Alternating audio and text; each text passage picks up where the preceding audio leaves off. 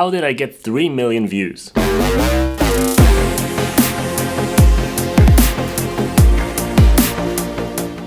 My entire journey with the creator economy started with Medium.com. It's a blogging platform that pays you to write. Well, not exactly. It pays you for the views. So if you write something, you need the views to actually get paid. I wrote my very first article on Medium on August 2019.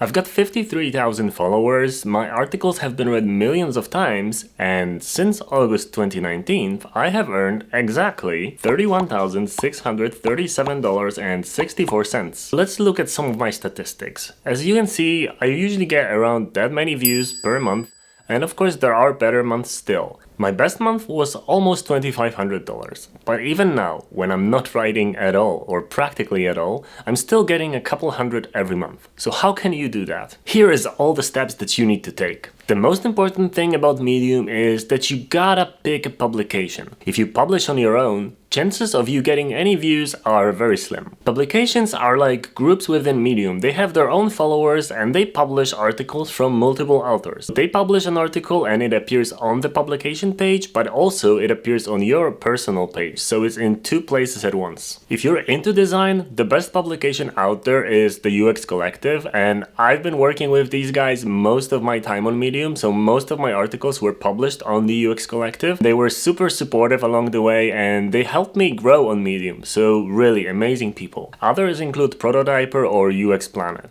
If you're more into startups, you can try The Startup and many more. Just find one that fits you. But publications don't just accept you. You need to meet their guidelines, and each of them has their guidelines somewhere on their main page. Find their guidelines and make sure that you meet the criteria to be published. It also usually means to suggest one article to the publication, and if they like your article, they're gonna add you to the authors list and they're gonna publish it. Next time you want to publish with that same publication, it's gonna be easier because you just need to submit the article for review. But it still has to be reviewed, and if they don't like the article, they can skip it and not publish it at all. And you're still the author and you can try your luck with the next article. The next tip is gonna be super cliche. Write. And by write, some people mean to write every day and to get this thing going where you're consistently writing, and yes, that works as well. But what I mean by write is mostly research. So research what people want to read and try to pick things that are relevant. For example, is Figma changing their privacy policy again?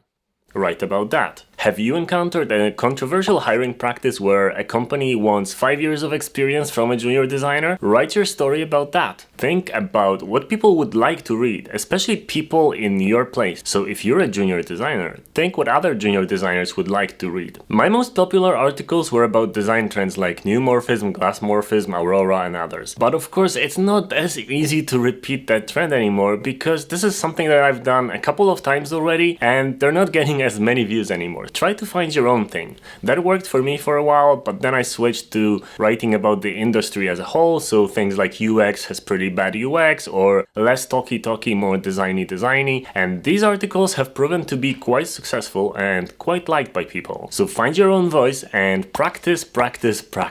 Sometimes I was thinking that I have this killer idea, this amazing article, and I published it and it got basically no views. But then I wrote something in like 30 minutes thinking it's really not my best work, and then it got thousands of views. Another tip, don't post on weekends. Most people actually read Medium at work because they're kind of like procrastinating, so they mostly read it on Mondays and Tuesdays when the week is starting. Even if they're at the office and reading a Medium article and somebody walks over to them, they can always say that, yeah, it's for work, I'm learning stuff that's gonna be useful in my work. That's the excuse most people are using, and that also means that if you publish on a weekend, you're gonna hear crickets, nobody's gonna read it. Unless you're in like a romance or lifestyle category, then maybe people read those on the weekends. My technique was to post on a Sunday evening my time, because that was catching Australians waking up on their Monday morning, because it's earlier there, and then, you know, time zone by time zone, everybody was reading my article in their morning with their morning coffee, and that was the goal that I wanted to have, because I wanted the entire world to be able to read it in the very first day, because that drives views and engagement. Okay, time for the most important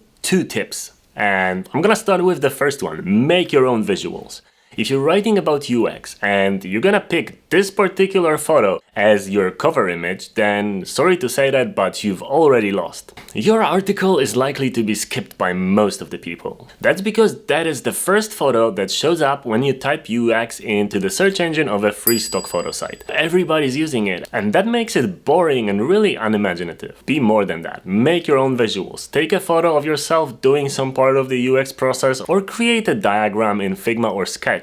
Or mix a couple of photos and add some text, little snippets on them. Just anything that makes it your own. I always make all of my visuals myself. This one adds up to the previous one, but it's even more important. People don't like to read. That's why I'm recommending you to go on a blogging platform, right? Well, not exactly. So people don't like to read because reading long blocks of text is boring. So that's where the TLDR effect comes from. To make people read your article, you need to create a visual journey for them. I do it in a way where I write really short paragraphs, and between every 2 or 3 paragraphs, I place a visualization of something that's in those paragraphs. It can be a very small visual. It doesn't have to be like a big, tall photo. It can be like a very narrow, small element, but it has to tell people what they've just read. So kind of visually explain it. People are really into the metrics. Likes, views, followers, subscribers. And it's really a bad approach at first. You know, not what this is about. You need to be consistent, and the growth is not going to be linear. So it starts pretty slow. And as long as you're consistent and you're putting out really quality work, you're gonna get there. So don't focus on that, focus on the quality. And besides, if you get just 11 views, but 2 of those views are from people that want to hire you and your aim is to actually get a job, then you've already won. And it doesn't matter that it's only 11 people. It's all about building your personal brand. And recruiters and companies really like people who express themselves. You can write about your junior designer journey or junior developer learning experiences, and that's completely fine because there's always people who started a couple weeks after you and they're not yet at your level, so they can still learn from you. I totally recommend Medium as a great point to start. Be creative, be yourself, and of course, have a beautiful day.